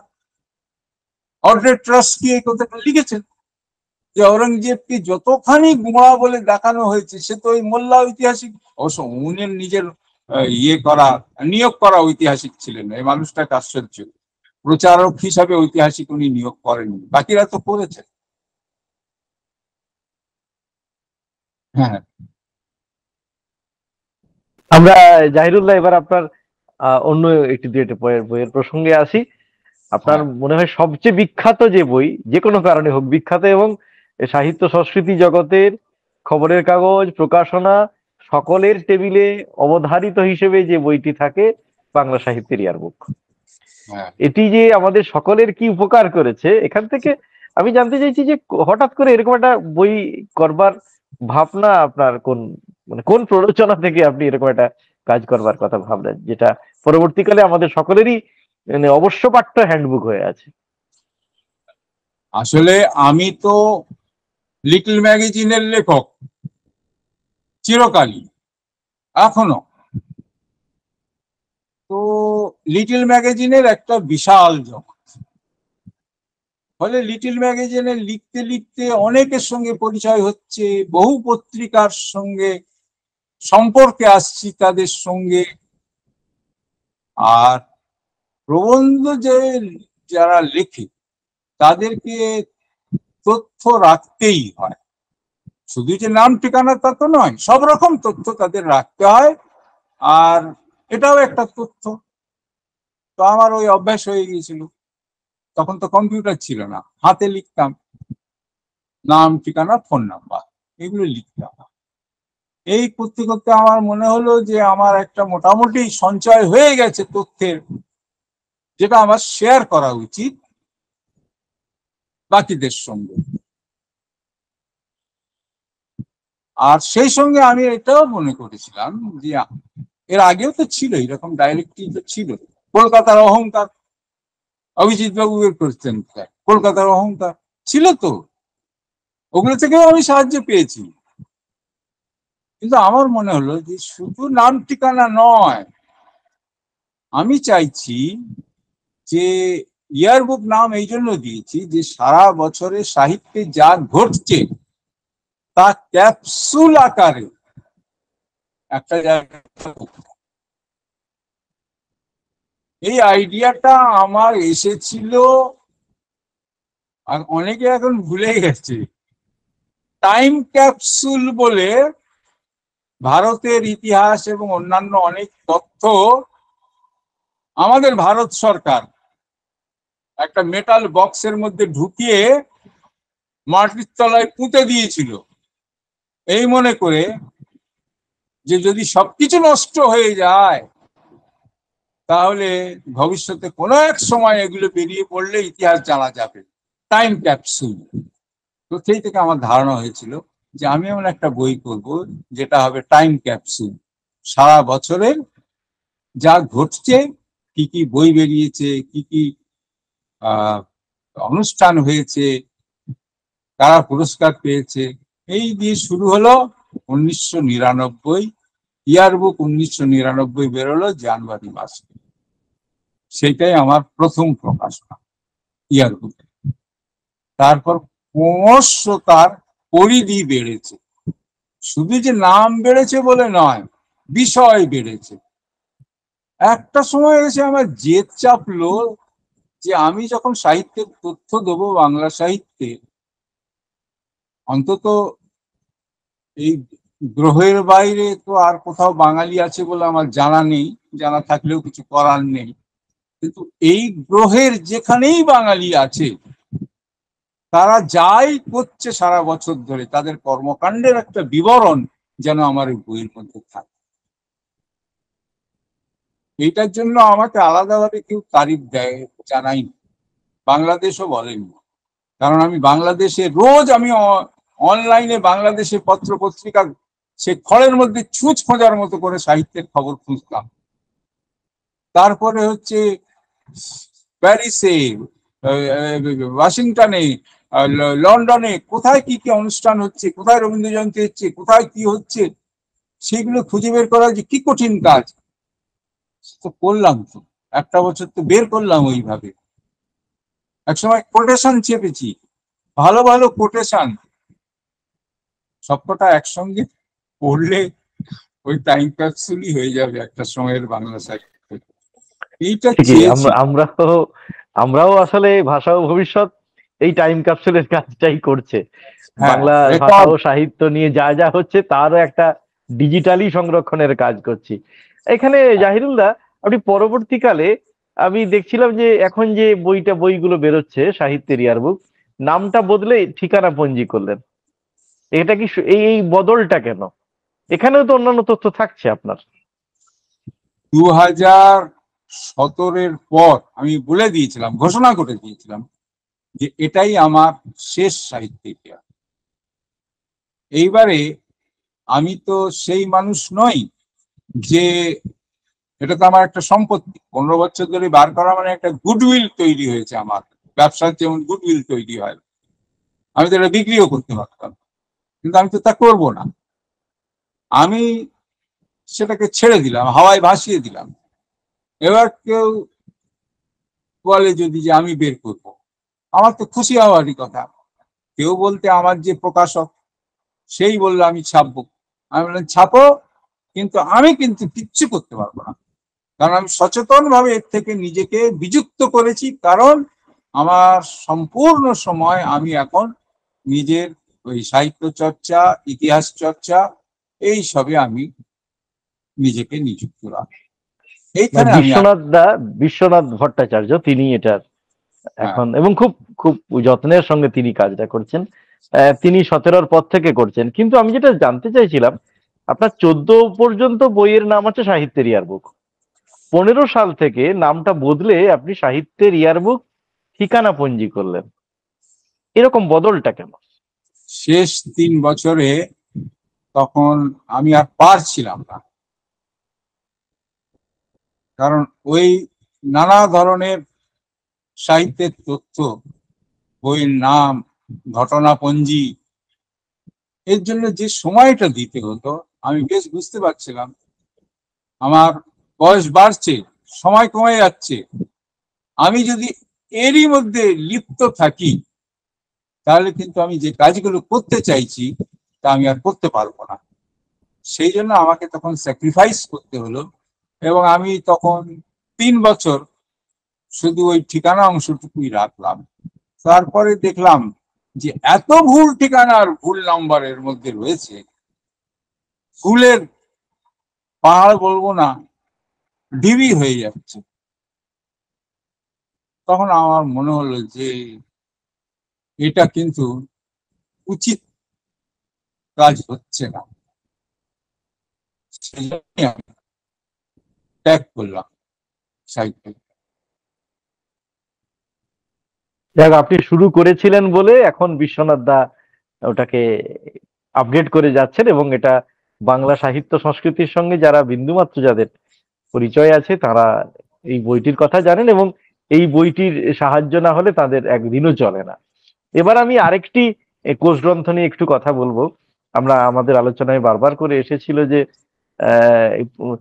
আপনার এই যে মুসলমান কোষ বলে যে বইটি তার আমরা আগে দেখেছি। হ্যাঁ, প্লিজ বলুন। ইয়ারবুক এর সঙ্গে ইয়ারবুক বার্তার কথাটাও একটু বলতে হবে। ইয়ারবুক বলুন। বার্তা, আমি ভেবেছিলাম যে ইয়ারবুক বার্তা আর বাঙালির বই পড়াটা একসঙ্গে আলোচনা করব। শেষে তো ঠিক আছে, তাহলে হ্যাঁ, এখানে এই দুটো একসঙ্গে।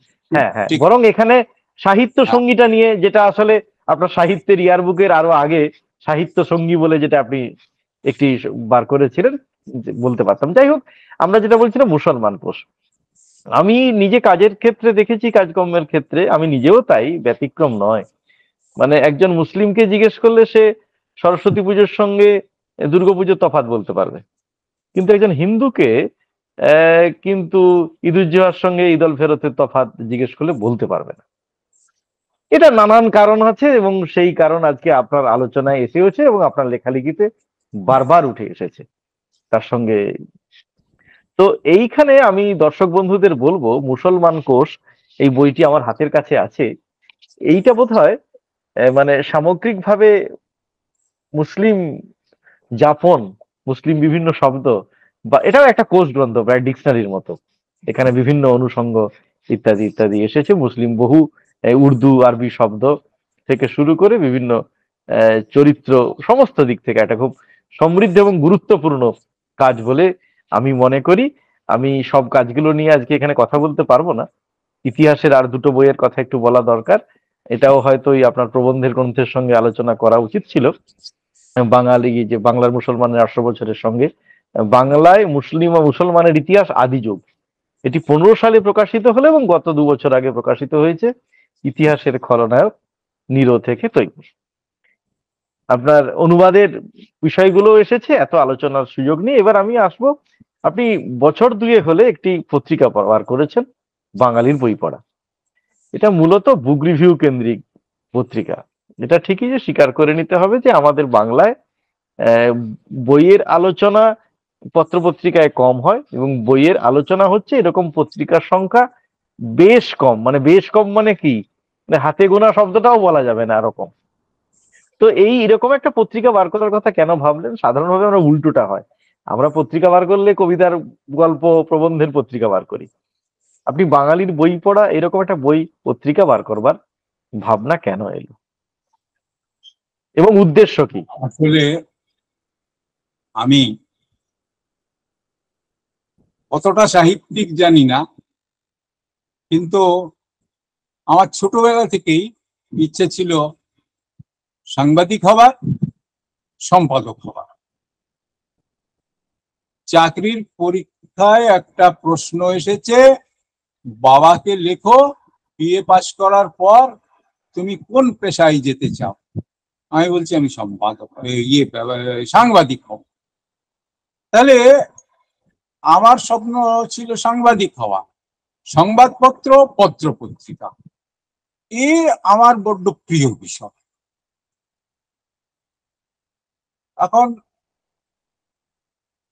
পেশাগত ক্ষেত্রে আমি হয়তো সেই জীবনে প্রবেশ করতে পারিনি, কিন্তু মনে মনে আমার নির্মাণটা কিন্তু সাংবাদিক সম্পাদকের,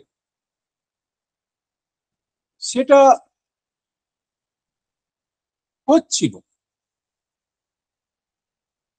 আর সম্পাদক মানে আমি মনে করি সম্পাদক হচ্ছে যে একজন বিন্যাস করছে, সাজাচ্ছে, একটা ফুলের তোড়া বানাচ্ছে, নানা ধরনের ফুল। এইরকম আমার মনে হয় যে এইটা আমার খুব ভালো লাগে। আর কেউ যখন কিছু করতে চায়, তার মানে হচ্ছে সে অতৃপ্ত, যা হচ্ছে তাতে সে সন্তুষ্ট নয়, সে তার বাইরে অন্য কিছু করতে চাইছে, যদি সে নিষ্ঠাবান হয়। আর না হলে তো সেই আমিও একটা পত্রিকা করব, সেই এটা তো আমার ছিল না। আমার ছিল যে আমি একটা স্বপ্নের পত্রিকা করব, আমার নিজের মতো করব, যেমনটা হয় না, যেমনটা হয়নি, এইরকম কিছু দুরূহ পণ কিন্তু আমার বরাবরই ছিল। আর লিটল ম্যাগাজিন করার সূত্রে সম্পাদনার নামে হোক বেনামে, সম্পাদনার তো আমার বিশাল অভিজ্ঞতা। অর্ধেন্দুদা আবর্ত পত্রিকা করতেন, তো আমার হাতেই তো ছেড়ে রেখে। তারপরে বঙ্গবসুন্ধরা, আমার নাম থাকতো না, অন্য একজনের সম্পাদকের নাম থাকতো, করতাম তো। তারপরে তৃতীয় সহস্রাব্দ, আমার নাম থাকতো না, একজন অধ্যাপকের নাম থাকতো। সেটা তো বই আলোচনার কাগজ ছিল তৃতীয় সহস্রাব্দ, তখন সবে 2000 সাল এসেছে, তাই নামটা তৃতীয় সহস্রাব্দ। তারপরে আমি ভাবলাম, তখন তো আমার চাকরি ছেড়ে দিয়েছি, স্বেচ্ছা অবসর নিয়েছি, তখন ভাবলাম এবারে আমি সম্পাদক স্বনামে হতে পারি। তো সেই আমার শুরু হলো ইয়ারবুক বার্তা ছাপা। ইয়ারবুক বার্তা তার কোনো অর্থমূল্য ছিল না। আমার মনে আছে মলয় রায়চৌধুরীর একটা কথা, যে আমি চাই আমার লেখা হোক আলো বাতাসে। তার জন্য কাউকে কোনো দাম দিতে হবে না, সবাই পড়ুক। তা আমারও তাই মনে হয়েছিল যে আমি কেন দাম চাই, মানুষ পড়বে, আনন্দ পাবে এবং পার্টিসিপেট, অংশগ্রহণ করবে। ইয়ারবুক বার্তা এমন একটি পত্রিকা ছিল যেখানে সবাই অংশগ্রহণ করত, চিঠি লিখ,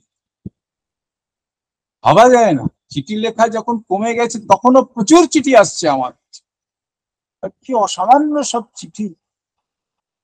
সেই চিঠির কিছু কিছু যখন আমি উদ্ধৃতি তুলে দিচ্ছি সাহিত্যের ইয়ারবুকের ব্লার্ব হিসেবে ব্যাক কভারে, একজন কবি আমাকে বলছে যে লিখিয়েছে ওকে দিয়ে, জীবনে এই কাজটা করিনি, দুটো কাজ করিনি, একটা হচ্ছে কাউকে কাছে কোনো উমেদারি করিনি, কোনো ব্যাপারে, লেখার ব্যাপারে তো নয়, কোনো উমেদারি করিনি,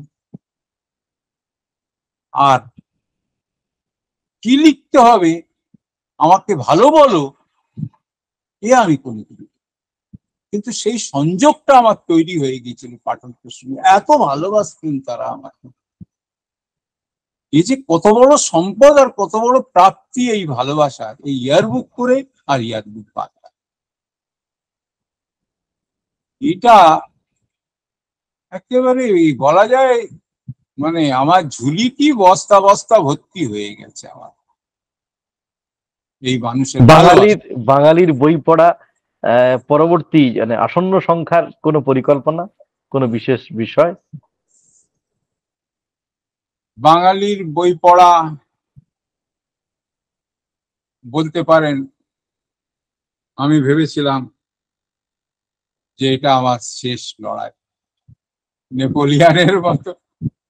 নেপোলিয়ানের মতো হারতে হারতে আমার মনে হয়েছিল যে আমি শেষ লড়াই দিচ্ছি বাঙালির বই পড়াতে। আমি ভেবেছিলাম যে এই পত্রিকা হবে শ্রেষ্ঠ লেখার সংকলন, শুধু বইয়ের আলোচনা নয়। এইবারের পত্রিকার কথাই ভাবা যাক, যেভাবে এটাকে সাজানো হয়েছে, আমি মনে করি আমার পত্রিকার প্রচার আমি করছি না, কারণ তার থেকে তো আমি এক কানা করিও পাবো না, কিন্তু আমি মনে করি প্রত্যেক বাঙালি তরুণের পড়া উচিত। কারণ এ শুরু হচ্ছে আমরা এলাম কোথা থেকে, আমরা এলাম কোথা থেকে, আফ্রিকার, মধ্য আফ্রিকার 500 মানুষ বেরিয়ে পড়েছিল 65,000 বছর আগে বিশ্ব ভ্রমণে, তাদেরই একটা অংশ এসে পৌঁছেছিল ভারতে। মানবতা যে একই উৎস, এই পাঠ ওই ধরনের বই থেকে, লেখা থেকে আমরা পাচ্ছি। তারপর থেকে ক্রমশ একেবারে সময়ের রেখা ধরে এগিয়েছে লেখাগুলো। কিন্তু আমি কি করব, আমি তো বই বেচতে পারবো না, আমি বইয়ের প্রচার করতে পারবো না, আমি কাউকে গিয়ে বলতে পারবো না তোমার পত্রিকায় আলোচনা করে দাও আমার বই। আমি একটা বই বেরোলে, পত্রিকা করলে, আমি মনে করি ছোটবেলায় ওই আমাদের ঘরে জল ঢুকে যেত বর্ষার সময়, নৌকা বানাতাম আর ভাসিয়ে দিতাম। এক একটা বই, এক একটা পত্রিকা আমি মনে করি এই নৌকা ভাসিয়ে দিলাম, আর দেখতে পেতাম নৌকা কিছুদিন গিয়ে ডুবে যেত। এগুলো ডুবে যাচ্ছে, আক্ষেপ হয়, দুঃখ হয়, কিন্তু ওই মনে হয় কোনো এক প্রত্নতাত্ত্বিক কোনোদিন হয়তো এইগুলোকে খুঁড়ে বার করবে। এটা আমার শেষ লড়াই ছিল। আর এবং সমস্ত দিক থেকে আমরা যারা দেখেছি, এবং আমার খুব সৌভাগ্য, আমি এই সংখ্যাতে লিখতেও পেরেছি। হ্যাঁ, আমার অত্যন্ত খুব সৌভাগ্য। মূল্যবান লেখা, প্রয়োজনীয় তো একটি লেখা লিখেছেন তো এই পত্রিকায়। সমস্ত দিক থেকে একটি একটা ভিন্ন স্বাদের, একদম স্বতন্ত্র স্বতন্ত্র একটি পত্রিকা বাঙালির বই পড়া। যাই হোক, আমরা একদম শেষ প্রশ্নে চলে আসবো। বৌদির কথা একটু জানতে চাইবো। মনিরা বেগম, তিনিও হ্যাঁ, বিশিষ্ট লেখিকা, তার বহু গ্রন্থ আছে, খুব জনপ্রিয় লেখিকা বটে, রান্নার বই নিয়ে চমৎকার সব কাজ করেছেন। তো তার সঙ্গে আপনার পরিচয়, এবং দুজন লেখক একসঙ্গে বাড়িতে, আপনাদের কতটা সুবিধে এবং অসুবিধে? আসলে আমার দিদিমা বলতেন, ইংরেজিতে বলে marriage is made in heaven. আমার দিদিমাও সেই রকমই বলতেন যে বিবাহ সম্পর্ক ঈশ্বরের তৈরি। জানি, তবে আমি সৌভাগ্যবান যে আমি একজন উপযুক্ত স্ত্রী পেয়েছি। আমার স্ত্রী এক ভিন্ন মানসিকতার মেয়ে। সে ছোটবেলা থেকেই সাহিত্য, শিল্প, বই পড়া এবং অত্যন্ত মেধাবী ছাত্রী। তাদের স্কুলে,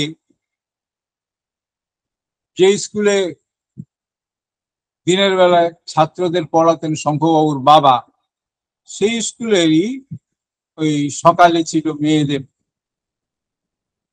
স্কুল, তো সেখানে পড়তো। ক্লাসে তো ফার্স্ট হতোই। ওদের আরেকটা পুরস্কার ছিল, এই পুরস্কারটা আমি জানি না অন্য কোনো স্কুলে দেওয়া হয় কিনা। গোটা স্কুলের সমস্ত ক্লাস মিলিয়ে সবচেয়ে ভালো পারফরমেন্স যে করেছে, হয়তো পার্সেন্টেজ ধরে, তাকে আবার একটা সেরা ছাত্রীর পুরস্কার দেওয়া হয়। সেটাও সেটা অসামান্য ছবি আঁকতে পারত, কিন্তু দুর্ভাগ্যবশত এবং আমার পক্ষে সৌভাগ্যবশত যে অতি অল্প বয়সে তার বিয়ে হয়ে যায় আমার সঙ্গে। এবং আমার রক্ষণশীল পরিবার কথা দিয়েও তার শিক্ষা চালু রাখতে পারেনি। তখন তার জন্মদিনে আমি তাকে বললাম যে আমি কি দেবো, তুমি প্রাইভেটে পরীক্ষা দেবে, আমি বইগুলো এনে দিচ্ছি। তখন সে প্রাইভেটে পরীক্ষা দিয়ে পাশ করলো, কিন্তু তারপরে আর কি খুব বেশি তো এগোলো না। কিন্তু ওই যে আসলে সাহিত্যে রুচি থাকলে নিজের মধ্যেও একটা ইচ্ছা তৈরি হয়, তো সেটা তার আছে। এবং এখন তো আমি বেশ বুঝতে পারি, আমি তো বলি যে দেখো, আমার সবচেয়ে বড় আফসোস হচ্ছে যে আমি বাঙালির ঘরে জন্মাইনি, আর যদি পরজন্মে থাকে আমি চাইবো বাঙালির ঘরে। তোমার একটা সুবিধা হচ্ছে তুমি বাঙালি। কাজী আব্দুল ওদুদ বলেছিলেন, যত ভালো ইংরেজি শিখে যাও, ইংরেজের মতো ইংরেজি শিখতে পারবে না, কারণ বাগধারা ওটা কিন্তু আসে ওই শিক্ষা থেকে নয়, ওটা হচ্ছে জন্মগত বাগধারা, তোমার পরিবার থেকে তুমি পাচ্ছ। আমি বলি, আমি ভাই এটা কোথা থেকে পাবো, এটা তুমি পেয়েছো। মাঝে মাঝে ওর সঙ্গে আলোচনা করি অনেক সময়, দেখো এটা ঠিক হয়েছে, এটা কি আমার ভুল বললাম। তারপর ও লিখছে, এবং ও যখন ওই, এবং নিজেকে প্রতিষ্ঠা করলো খুব সংগ্রাম করে, নিজেকে প্রতিষ্ঠা করলো, বাইরে যাওয়া, সমস্ত কিছু, বিভিন্ন সংস্থার সঙ্গে তার যুক্ত হওয়া, সমাজসেবার সঙ্গে যুক্ত হওয়া, মানে সাহিত্যিকদের পরিবারের মেয়েদের একটি সংগঠন আছে স্বয়ম্বর নারী, যার প্রেসিডেন্ট ছিলেন গৌরকিশোর ঘোষের স্ত্রী, মারা গেছেন। এখন তার সেক্রেটারি যিনি আছেন তিনিও একজন সাহিত্যিকের খুব নিকট আত্মীয়। তারপরে অর্ঘদার স্ত্রী, তিনিও সংগঠনে আছেন। অনেকেই আছেন। যে আমাদের এবারে বাঙালির বই পড়াতে মেয়েদের বই পড়ার যে অংশটা, সেটা তো ওই করে দিয়েছে। দু একটা লেখা বাদে সবই তো ওর পরিচিতরা, তারা লিখেছে ওইটা। তো এর ফলে হচ্ছে কি, বলতে কি যে ঠিক একই রুচির, একই মানসিকতার সহধর্মিণী হলে এই সুবিধাগুলো হয়, যেটা আমি সৌভাগ্য করি। শুধু সহধর্মিনী নয়, সহযোদ্ধাও। অন্তত শেষে যেটা আপনি বললেন যে বাঙালির বই পড়া অংশে যেভাবে আপনাকে সহযোগিতা হ্যাঁ, করেছে হ্যাঁ, জাহিরুলদা, মানে আপনার সঙ্গে কথায় কথায় অনেক কথা আরো না বলা থেকে গেল, অনেক কথা না শোনা থেকে গেল। কথা তো আর শেষ হয় না, কিন্তু আমাদের একটা জায়গায় থামতে হবে কোথাও। আপনি আচ্ছা, ভালো আমার থাকবেন ভবিষ্যতে। হ্যাঁ, প্লিজ। সর্বশেষ বইটার কথাটাও একটু বোধহয় তুমি দেখেছো, উল্লেখ করেছো, একটু বলুন, বইটা বলা দরকার। ইতিহাসের প্লিজ বলুন, বলুন, খলনায়ক। বলুন, বলুন, বলুন। ইতিহাসের খলনায়ক নাম শুনলে মনে হবে যে এটা একটা বোধহয় সেরকম, যেমন আজকাল খুব রহস্যের বইটই খুব চালু হচ্ছে, সেই রকম কিছু, কিন্তু তা নয়। আমি একটা জিনিস খুব বোঝার চেষ্টা করেছি, যে খারাপ লোক কতটা খারাপ। খারাপ লোকের মধ্যে ভালো কিছু নেই, আবার খারাপ লোককে কি জোর করে প্রচার করে খারাপ বানানো হয়েছে? আসলে সে ভালোই। স্বার্থান্বেষী মহল তাকে কি খারাপ করেছে? আমি বঙ্কিমবাবুর যে কথাটা, মানুষ দ্বীপ প্রাকৃতিক, এইটা আমাকে খুব আকর্ষণ করছে। আমি তখন খুঁজলাম যে ইতিহাসের সবচেয়ে ডার্ক, অন্ধকার চরিত্র কোনগুলো। তারপরে আমি খুঁজতে শুরু করলাম তাদের সময়ের বই। যখন আমি নীরকে নিয়ে লিখছি, আমি কিন্তু নীরর সমসাময়িক বইগুলোই পড়েছি।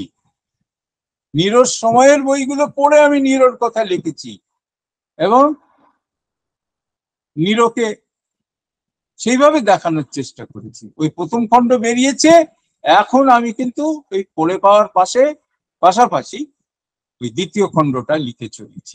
আমার মনে হয় এখানেই আমাদের শেষ করা উচিত, নাকি? শুভরাত্রি জানাবার সময় আপনার, হয়ে হ্যাঁ, আমরা আমরা আপনি আরো কাজের মধ্যে থাকুন, এরকম পরপর আরো নানান রকম কাজকর্ম করে যান। এবং আপনারা যারা শুনছেন আরো বুঝতে পেরেছেন যে জাহিরুল্লাহর যেমন ইতিহাস সচেতন একজন মানুষ, ঠিক একইভাবে রাজনীতি সচেতন, এবং বাংলা সাহিত্য সংস্কৃতিতে তার অবদান ভোলার নয়। সাহিত্যের ইয়ারবুকের কথা তো আমরা বলেইছি। সমস্ত দিক থেকে ভবিষ্যতে অন্য কোনো বিষয় নিয়ে আমাদের এই প্ল্যাটফর্মে ভাষা ও ভবিষ্যতে আপনাকে পাবো, এই প্রত্যাশা করছি।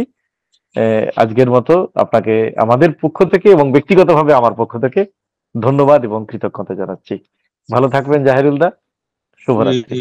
এই অভিজ্ঞতা আমার স্মরণীয় হয়ে থাকবে। অনেক ধন্যবাদ। শুধু আপনাকে নয়, ইউটিউবে যারা দেখবে ভাষা ও ভবিষ্যতের দর্শকদের, তাদের প্রতি আমার আগাম শুভেচ্ছা থাকলো, এবং তারা যে দেখবেন এই মনে করে তাদের আমি ধন্যবাদ জানাই, আগাম ধন্যবাদ জানাই। ভালো থাকবেন সবাই। আপনিও ভালো থাকবেন দাদা।